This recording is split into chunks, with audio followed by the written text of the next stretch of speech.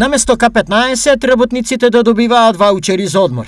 Вака гласи новиот модел за субвенции во домашниот туризам кој наредните 2 до 3 години ќе генерира над 1 милион ноќевања.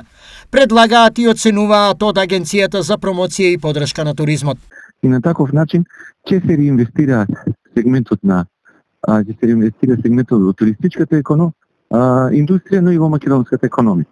На ваков начин ќе се генерираат поголем број на ноќевања, отприлика нешто повеќе од милион, бидејќи се работи за голем број на вучери и на вработени, но ќе се овозможи вон сезонски нашите туристички капацитети да бидат полни.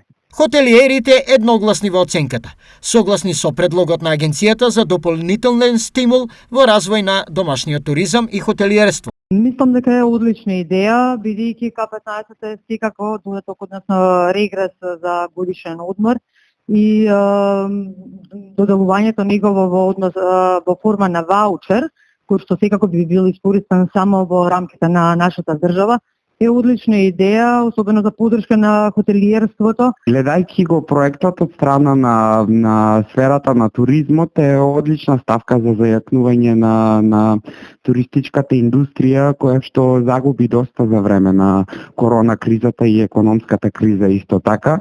Тоа е добра политика и за развивање на домашниот туризам исто така. На иста мисловна фреквенција е и Јанко Ангов, градоначелник на една од најпосетените туристички општини во Македонија, Дојран. Како градоначелник на туристичка општина ја поддржувам оваа иницијатива затоа што исто тоа се случуваше пред 2 години кога владата поради корона кризата субвенционираше со ваучери и во тој момент имавме огромен број на посетители, зголемување на бројот на ноќевања, така што ова е убава иницијатива која што би помогнала многу на домашниот туризам. Од агенцијата се убедени дека предлогот сепак ќе добие зелено светло и наскоро ќе биде практичен за реализација.